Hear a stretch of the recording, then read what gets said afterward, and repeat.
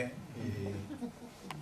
i està molt bé això d'envoltar-se de gent a la que estimes, que hi ha prou problemes al món com per desaprofitar qualsevol oportunitat de retrobar-te a l'amistat.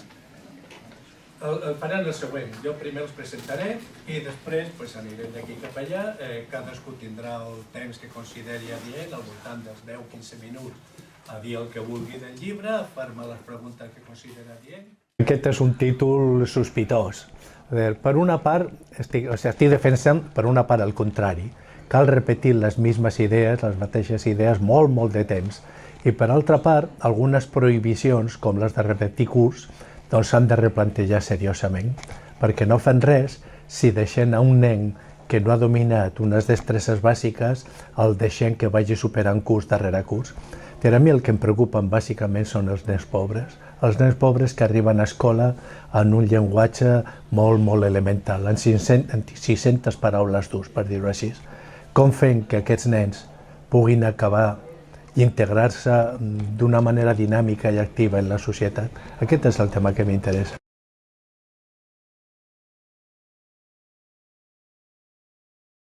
Repetir el que és fonamental sempre és bo, perquè a vegades oblidem de defensar el que ens sembla obvi. Però tot en les coses humanes s'ha d'insistir en el que és important. Per exemple, al meu pare és important disposar d'un mestre que, a més de ser proper a l'alumne, parli molt i parli molt bé. Al meu pare, per exemple, és important insistir en que potser els nens no necessiten haver llegit el Quixot, però el mestre sí necessita haver llegit el Quixot.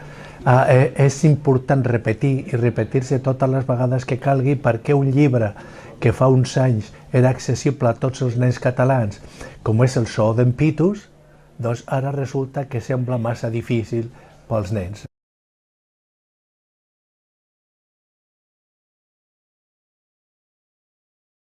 El nostre sistema educatiu genera més deficiència que excel·lència.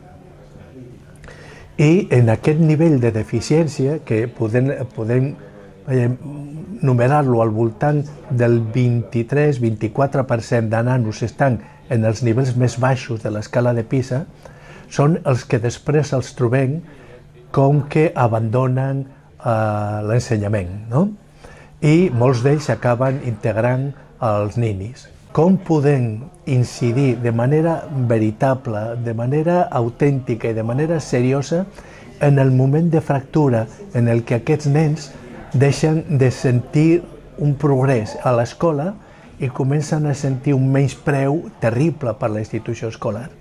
I jo crec que la podem perfectament identificar, aquest moment, que és tercer i quart de primària.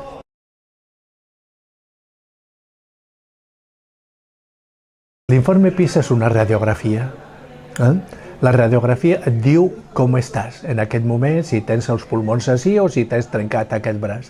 No et diu què has de fer per millorar-lo, quin diagnòstic tens, quin és el tractament que necessites. Això l'hem de fer nosaltres.